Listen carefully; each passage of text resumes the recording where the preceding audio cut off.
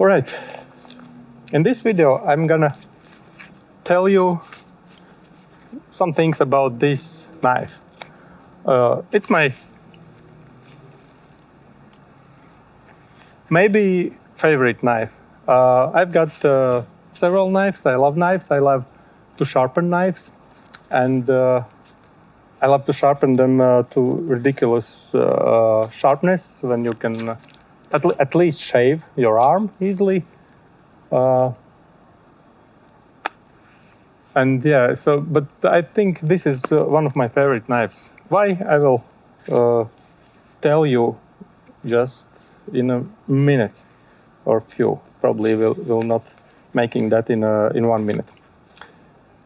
So, one of the good things, probably, if you're watching my channel, probably you've seen the fire starting video where I am explaining how to start a fire. So this knife, it has a small pocket, and in this pocket I've got my trusty flint.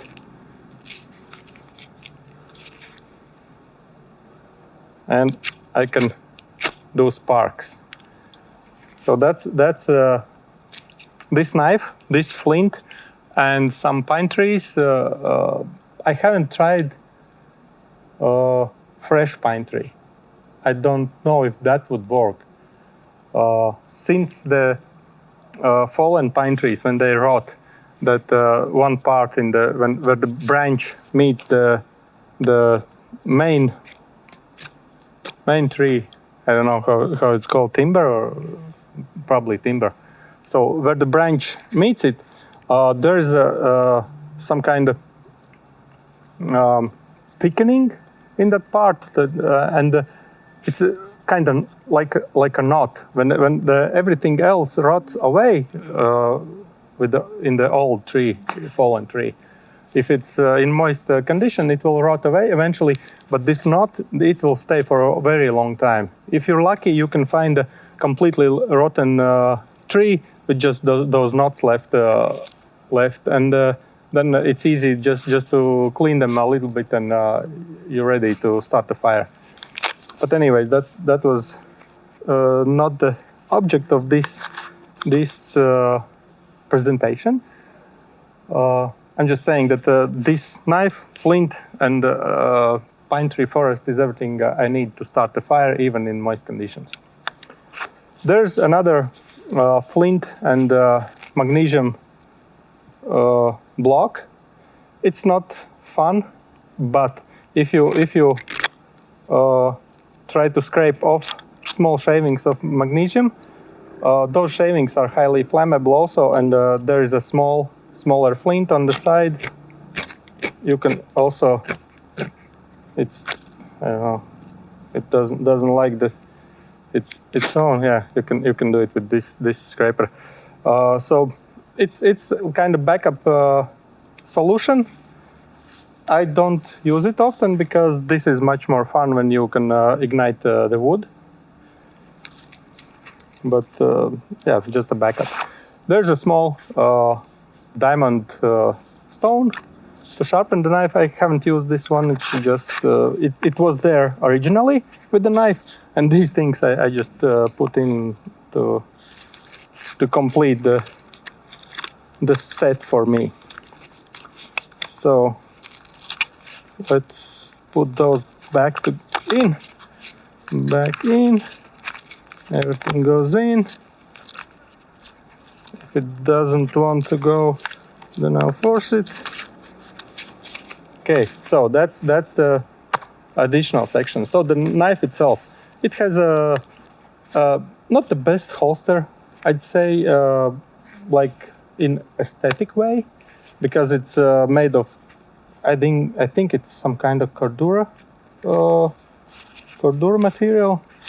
You can strap it on your belt here, and you can there's a paracord. It's woven, or I don't know how to say it, but it's in the shape where I guess it's like 2 or 3 meters of paracord here, Actually, it's not paracord. It's something similar to paracord, but without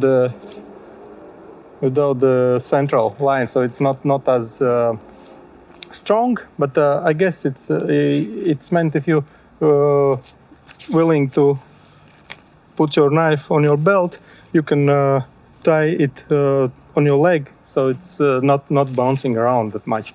I don't usually run around with this knife. I just go to after firewood. Yeah. So that I don't use this one. It's just there in case. So the knife itself.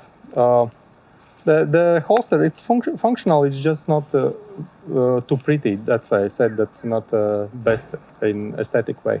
But in functional way, it's very good. So this knife, the knife itself, it's made of,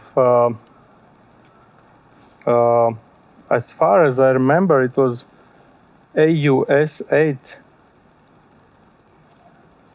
stainless steel. But I don't see that on it, but as far as I remember, it was that.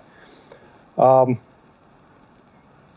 I bought it, I wasn't really having big expectations of it, but I've had it for, I don't know, 5 years or a little bit more than 5 years, like 8 probably already, and I really fell in love with it. So it's retaining its sharpness. I just sharpened it once when I bought it. I haven't been using it too much, to be honest. But it's still, to this day, I think it, at least, it doesn't really shave, but it doesn't really shave anymore. It's not that sharp, but in this direction where it's easier, it kind of starts a little bit. But anyways, the edge is pretty solid. I've been using it a while. You can see that it's not new. I've been using it as an axe. It's not very comfortable. The grip here, this part is metal. This part is metal. It's full tang, and this is metal. And only where it's smooth, it's kind of rubbery plastic or rubber. I don't know, or hard rubber or soft plastic, but it's some kind of in between. That feels very good. But these, I would suggest to use some gloves. I usually don't. I forgot. But if you use that knife a lot, you can get your hands in blisters very fast, because this part is kind of digging in your finger. But you can use it as an axe. It's pretty heavy. It's pretty heavy. You can see it's thick. As I said, it's holding its edge very well. For this kind of knife, this sharp is even I guess it's sharper than it's needed, because it's really thick. It's I can shave off things. I can cut the ropes without problem. I can use it as an axe to cut some piece of wood in pieces. I can split wood if it's not really big piece, but if it's, I'll put that down. If it's, I can see the tip of it, at least that far, I guess.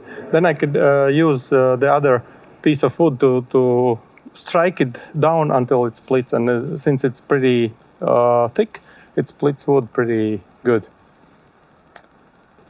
So when I moved back here where I live now in Riga, for a long time I couldn't find this knife, and I was already kind of because I moved. There was plenty of boxes, and I haven't sorted out all of those boxes, and I couldn't find. And I was kind of sad, but also I did not have a big need for it. But when I married again, and we started to go on trips more often, and I had to sort out all of the boxes, and I finally found it, and I'm happy with that. Now I know where it is, and I've used it yesterday to start to prepare firewood and start the fire, and I will use it I guess next week when we go on the boat trip. So this is one of my favorite knives.